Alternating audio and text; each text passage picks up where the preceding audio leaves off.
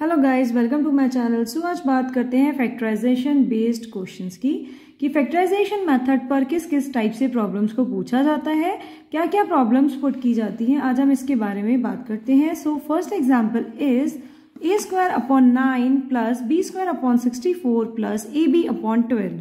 सो हम देख सकते हैं इसमें क्वेश्चन किस तरीके से पुट किया गया है। इसमें क्वेश्चन में दो टर्म्स हैं जिनकी स्क्वायरिंग गिवन है और एक थर्ड टर्म है जिसमें इन दोनों टर्म्स से रिलेटेड वैल्यू दी हुई है। सो इस तरीके से आप देख सकते हैं कि इसमें एक आइडेंटिटी यूज हो सकती है और जो तीनों टर्म्स हैं वो तीनों एडिशन की टर्म्स हैं।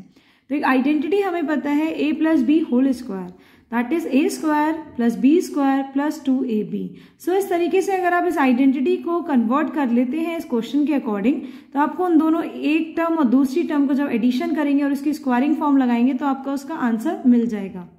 सो इस तरीके से आप इस क्वेश्चन को डिफाइन कर सकते हैं। फर्स्ट ऑफ ऑल हम इस क्वेश्चन को नोट डाउन करेंगे। Question is a square upon 9 plus b square upon 64 plus a b upon 12। तो इस क्वेश्चन को इस आइडेंटिटी के अकॉर्डिंग ब्रेक करने के लिए आपको क्या करना पड़ेगा, फर्स्ट ऑफ ऑल इन दोनों क्वेश्चंस में से a और b को फाइंड करना पड़ेगा, क्योंकि हमारी आइडेंटिटी क्या है, a square plus b square. तो अगर आप इसमें से a और b को फाइंड कर लेते हैं तो उसकी स्क्वायरिंग टर्म्स के साथ आपको उसकी थर्ड टर्म प्लस 2ab भी फाइंड हो जाएगी। चलिए स्टार्ट करते हैं इस क्वेश्चन को सॉल्व करना।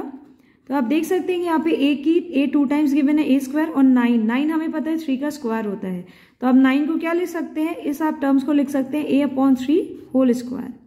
9 को हम 3 लिख सकते हैं और a को क्या लिख सकते हैं, a whole square, a upon 3 whole square plus same आप b स्क्वायर अपॉन 64 को क्या लिख सकते हैं, b एज इट इज, और 64 को आप लिख सकते हैं 8 होल स्क्वायर।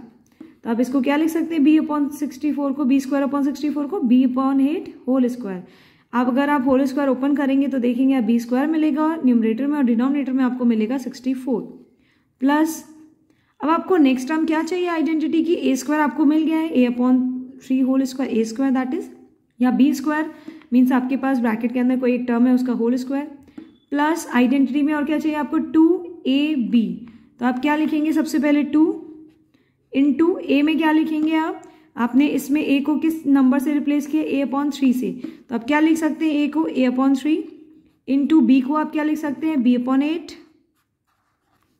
सो इस तरीके से अगर आप इस क्वेश्चन को सॉल्व करेंगे, अगर आप देखिए आप 2 से 4 को कट कीजिए, यहाँ पे आएगा 4, फिर आप 4 की जब 3 से मल्टीप्लाई करेंगे तो आएगा 12। सो इस तरीके से आपका जो मेन क्वेश्चन है उसमें यही गिवन है कि a b अपॉन 12।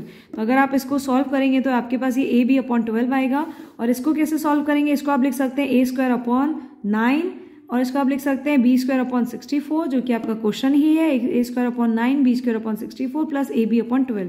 तो इस इक्वेशन को जो गिवन है आपका क्वेश्चन है उसको हमने इस तरीके से ब्रेक कर दिया और देखा जो हमने इस तरीके से इसको ब्रेक किया है ये हमारी आइडेंटिटी बन रही है किसकी, a plus b whole square की, where identity is a square plus b square plus 2ab, a square plus b square plus 2ab। So this will be equals to a plus b whole square, where a is a upon 3 plus b is b अपॉन 8 and whole square. So this is the right answer of this question. Next example is x square minus 6xyz plus 9z square। जैसे कि हमने अपने last question में देखा था कि आपको तीनों टर्म्स एडिशन की मिली थी और दो टर्म्स का स्क्वायरिंग थी और थर्ड टर्म इन दोनों टर्म्स की मल्टीप्लिकेशन के बाद आपको मिली थी। दैट मीन्स यहाँ पे कोई एक आइडेंटिटी यूज हुई है जिसमें तीनों टर्म्स प्लस की होनी चाहिए। तो आइडेंटिटी कौन सी है, a plus b whole square equals to a square plus b square plus 2ab। और इस क्वेश्चन में क्या गिवन है, देखिए आपके पास दो टर्म है, डिफरेंट स्क्वायरिंग टर्म है दोनों, ये है x स्क्वायर वाई स्क्वायर और ये है 9z स्क्वायर। और जो थर्ड टर्म है आपके नेगेटिव साइन के साथ वो इन दोनों टर्म्स की मल्टीप्लिकेशन के बाद आपको फाइंड हुई है।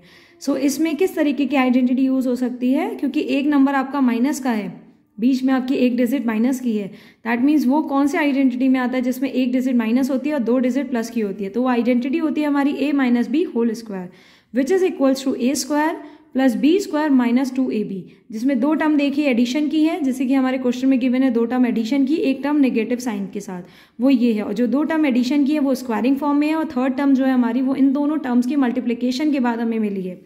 सो इस तरीके से इसमें कौन सी आइडेंटिटी यूज होगी, a minus b whole square which is equals to a square plus b square minus 2ab। चलिए इसका सॉल्यूशन स्टार्ट करते हैं। फर्स्ट ऑफ ऑल हम इस क्वेश्चन को नोट डाउन करेंगे। X square y square minus 6xyz plus 9z square. So next line पे आप क्या लिखेंगे? फर्स्ट ऑफ ऑल आप इसको आइडेंटिटी के जैसे बनाएंगे। आइडेंटिटी क्या है आपके पास? a minus b whole square which is equals to a square plus b square minus 2ab। हम अपने क्वेश्चन को आइडेंटिटी के इस पैटर्न में कन्वर्ट करेंगे। फर्स्ट ऑफ ऑल तो यहाँ पे a स्क्वायर क्या हो जाएगा आपका? xy whole square which is equals to a square and b square क्या हो जाएगा आपके पास? प्लस बी स्क्वायर किसका है? पॉजिटिव साइन का है, तो पॉजिटिव साइन की आपके पास कौन सी टर्म है? 9z square. इसको आप किस तरीके से लिख सकते हैं? 3z whole square that is equals to b square. Then आपके पास थर्ड टर्म क्या है? Minus 2ab। So minus 2 as it is अपने आप लिख दीजिए आप। और फिर क्या लिखना है आपको? a आपने यहाँ पे क्या है आपके पास? a में xy, तो 2 इंटू xy। आप यहाँ पे मल्टीप्लीकेशन का साइन अगर लगाएंगे तो भी ठीक है, अदरवाइज आपने इस तरीके से इसको ब्रैकेट में क्लोज कर दिया है। a इंटू बी क्या है आपके पास टर्म? 3z। b जो हमने अपने क्वेश्चन में कन्वर्ट किया है b स्क्वायर को, जिस b स्क्वायर को हमने कन्वर्ट किया है उसका जो ब्रैकेट के अंदर वैल्यू है वो हमारी b है और जो बाहर स्क्वायर है वो हमारा b स्क्वायर कहलाया जाएगा। दैट मीन्स ये b और स्क्वायर। तो आपने आइडेंटिटी के अकॉर्डिंग इसकी वैल्यूज पुट कर दी हैं। ये हो गया आपका a square plus b square minus 2 into a into b।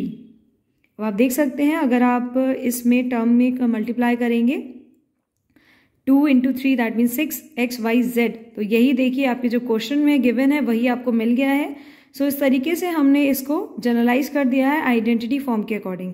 क्यों? क्योंकि हमें आइडेंटिटी पता थी। अब आपने आइडेंटिटी के अकॉर्डिंग इसको क्या लिख सकते हैं? a plus b whole square, sorry a minus b whole square, because जो थर्ड टर्म है 2ab वो हमारी नेगेटिव की है। तो नेगेटिव की जब थर्ड टर्म होती है हमारी 2ab की जब नेगेटिव का होता है तो उसमें आइडेंटिटी यूज होती है a माइनस बी की। सो आइडेंटिटी क्या है आपके पास? a minus b whole square.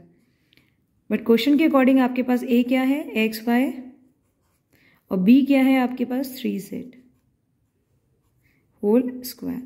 So this is the right answer of this question and the question is x square minus 6xyz plus 9z square. So अगर किसी भी टाइप से अगर आपको क्वेश्चन गिवन है तो आप देख सकते हैं फर्स्ट ऑफ ऑल कि इसमें आइडेंटिटी कौन सी यूज होगी, फिर आइडेंटिटी के अकॉर्डिंग जो आपका क्वेश्चन गिवन है आप उसको जनरलाइज करिए और फिर एंड में आपको उसका आंसर फाइंड हो जाएगा। अगर ऐसे ही कोई और क्वेरी है आपकी इससे रिलेटेड, फैक्टराइजेशन से रिलेटेड या फिर मैथ्स के किसी भी टॉपिक से रिलेटेड, आप हमारे चैनल पर कमेंट कर सकते हैं, आपको उसका सॉल्यूशन प्रोवाइड किया जाएगा। आज के लिए शुक्रिया। Thanks for watching.